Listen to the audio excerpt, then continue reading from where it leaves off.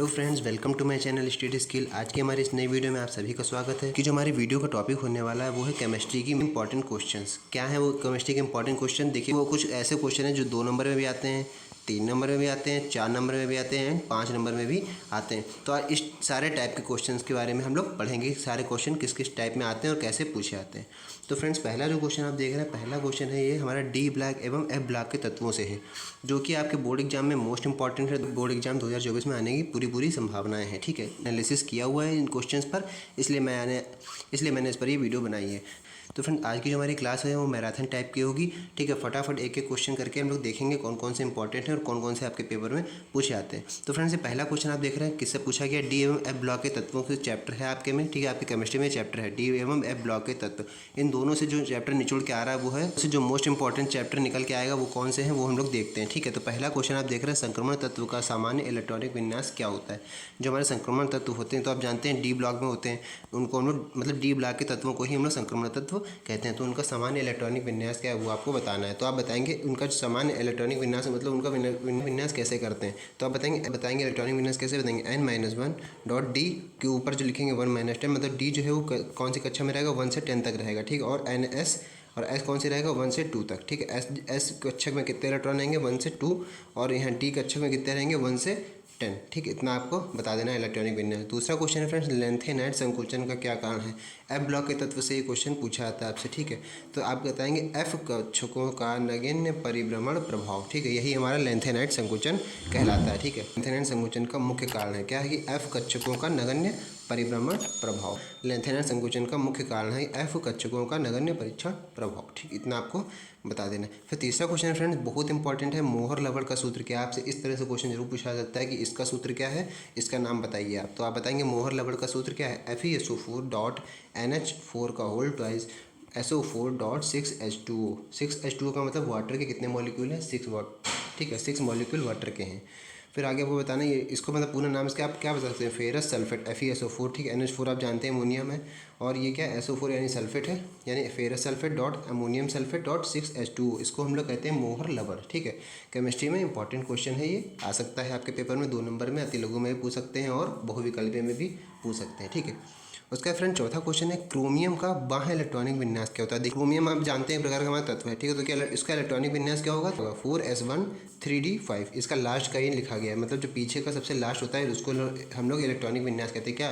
S और D, मतलब S कक्षक में कितने रहेंगे? 1 और D कक्षक में 5। ठीक है, तो उसका टोटल जो इलेक्ट्रॉनिक विन्यास आएगा 4s1 3d5। ये हमारा क्रोमियम का बाह्य इलेक्ट्रॉनिक विन्यास है। ठीक, उसके बाद फ्रेंड्स अगला क्वेश्चन है, कॉपर का इलेक्ट्रॉनिक विन्यास क्या है? यानी बाह का मतलब होता है, बाह देखिए ब्रैकेट में लिखा, बाह का मतलब सबसे लास्ट का, पीछे से सबसे लास्ट का देखा रहता है, याद रखिएगा। ठीक है, पीछे से सबसे लास्ट का देखते हैं हम लोग। ठीक, इस तरह से आप इसको याद रख सकते हैं। कॉपर का इलेक्ट्रॉनिक विन्यास बोल रहा है, जैसे अभी आपने क्रोमियम का निकाला तो इसी तरह कॉपर का निकालना। कॉपर का निकालेंगे, कॉपर में क्या बताएंगे?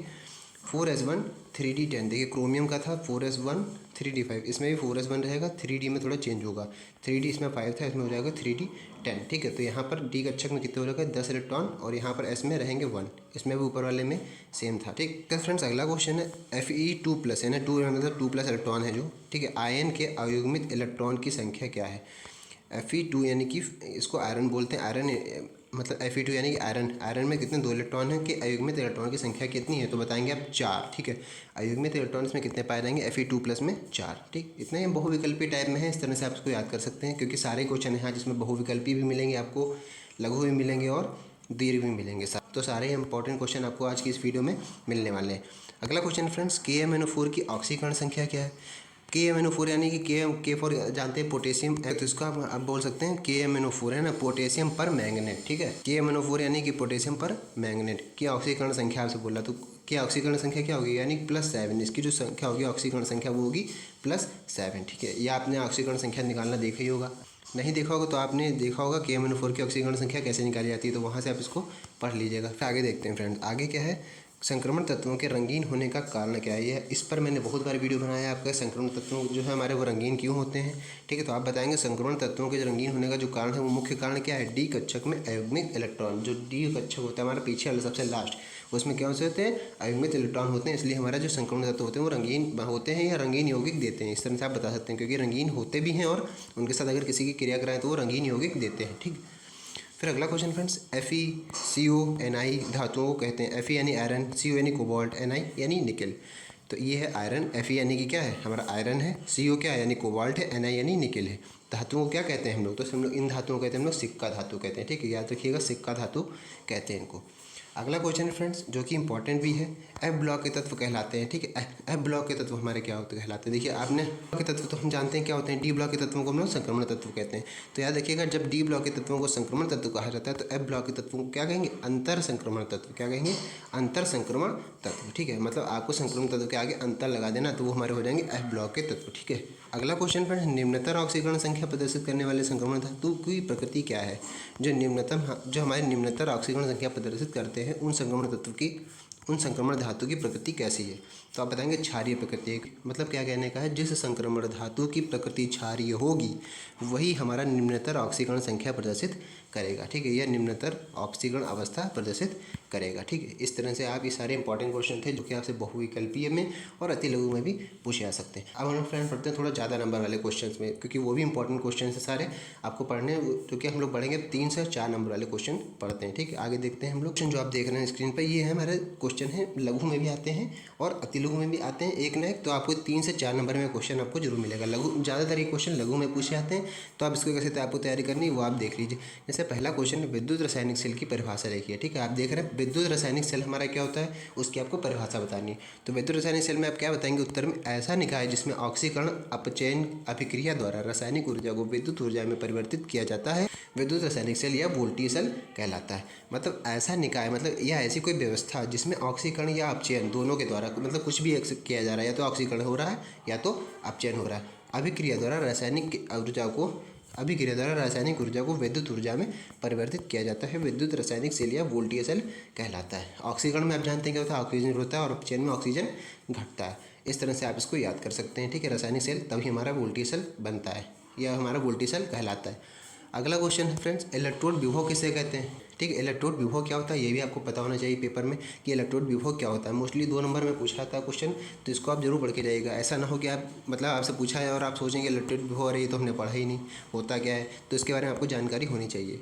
क्या बता रहा है कि किसी वैद्युत रासायनिक सेल में इलेक्ट्रोड तथा वैद्युत अपघट्य के मध्य विभव के अंतर को इलेक्ट्रोड विभव कहते हैं। मतलब क्या कहने का, किसी विद्युत रासायनिक सेल, जो ऊपर आपने विद्युत रासायनिक सेल भी पढ़ा था, ठीक है, तथा विद्युत अपघट्य के मध्य, तो जो हमारा विद्युत रासायनिक सेल होगा और दूसरा हमारा क्या विद्युत अपघट्य, उन दोनों के मध्य जो विभव का अंतर बन रहा होगा उसको हम लोग कहेंगे इलेक्ट्रोड विभव। इस तरह से आप बना के वहाँ लिख सकते हैं, अपनी भाषा में भी लिख सकते हैं और ये भी लिख सकते हैं। आप चाहे जैसा भी रुचि समझें वैसा आप लिख सकते हैं, दोनों ही तरीके सही हैं। ठीक है, फिर फ्रेंड्स अगला क्वेश्चन आप देख रहे हैं ओम का नियम लिखिए। अगला है ओम का नियम लिखिए। आपने फिजिक्स में पढ़ा होगा ओम का नियम क्या है, और केमिस्ट्री में भी एक होता है ओम का नियम। ठीक है, ये आपको केमिस्ट्री में भी देखने को मिलेगा कि ओम का नियम क्या होता है। तो आप बताएंगे ओम के नियम के अनुसार किसी धातु चालक अथवा विलयन में बहने वाली विद्युत धारा की प्रबलता चालक के सिरों या विलयन के डूबे हुए दोनों इलेक्ट्रोडों के मध्य लगाए गए विभवांतर के समानुपाती होती है।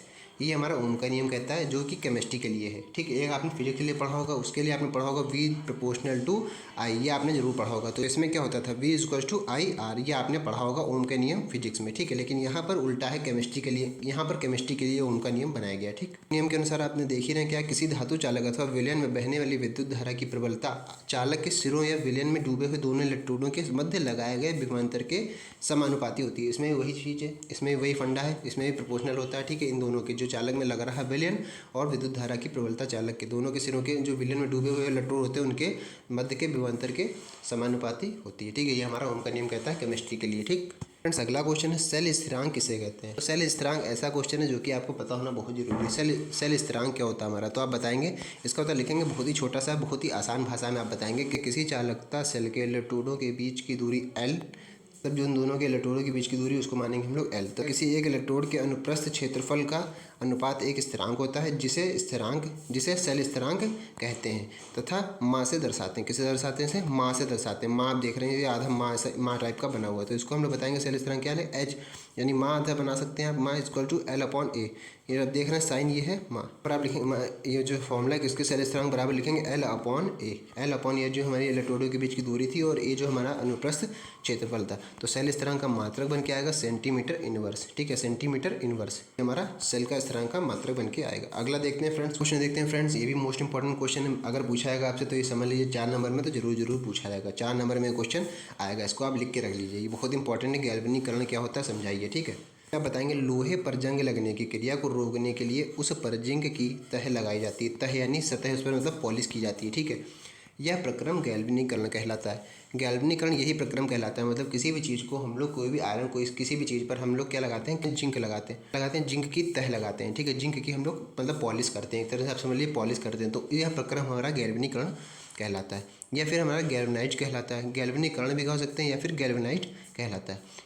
गैल्वेनाइज्ड आयरन के जिंक, फिर आगे है गैल्वेनाइज्ड आयरन के जिंक फिल्म के अंदर भास्मिक जिंक कार्बोनेट। भास्मिक जिंक कार्बोनेट का फॉर्मूला क्या है, ZnCO3। ठीक है, जिंक कार्बोनेट को भास्मिक जिंक कार्बोनेट यानी ZnCO3 फिर डॉट ZnOH का होल ट्वाइस। ठीक है, इसको हम लोग पूरे को हम लोग क्या कहते हैं, भास्मिक जिंक कार्बोनेट। मतलब जिंक कार्बोनेट है साथ में और जिंक और ये OH2 का मतलब पूरा मिला देंगे तो बनेगा भास्मिक जिंक कार्बोनेट की अदृश्य सतह होती है। अदृश्य सतह का मतलब जो हम लोग को दिखाई नहीं देती है, लेकिन एक ना एक पॉलिश के रूप में वहाँ पर सतह बनी रहती है, जिसके कारण गैल्वेनाइज्ड आयरन की चमक कायम रहती है। जिसके कारण गैल्वेनाइज्ड आयरन की चमक कायम रहती है। क्या, जिसको हम लोगों ने गैल्वेनाइज्ड किया हो, जिस पर हमने पॉलिश चढ़ाई हुई है, ठीक है, उसकी जो आयरन की चमक होती है वो हमेशा कायम रहती है। अर्धस्य हमारे लिए मतलब अदृश्य रहता है, हमको परत नहीं दिखती, हमको जो तह होती है जिंक की वो तह नहीं दिखती, लेकिन हमको जो आयरन की जो चमक होती है वो बराबर दिखती रहती है। ठीक है, तो इसीलिए हम लोग किसी भी धातु पर गैल्वेनीकरण करते हैं या गैल्वेनाइज्ड करते हैं उस धातु को। ठीक है, किससे, जिंक की सतह से। ठीक है,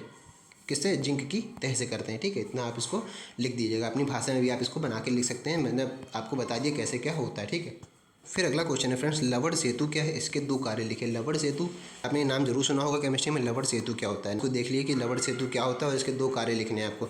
तो आप सबसे पहले तो आप बताएंगे लवण सेतु क्या, तो लिखेंगे लवण सेतु KCl या KNO3 या Na2SO4। क्या कह रहा है कि लवण सेतु KCl या KNO3, मतलब KCl या KNO3 भी हो सकता है या Na2SO4 है ना, सोडियम और सल्फेट।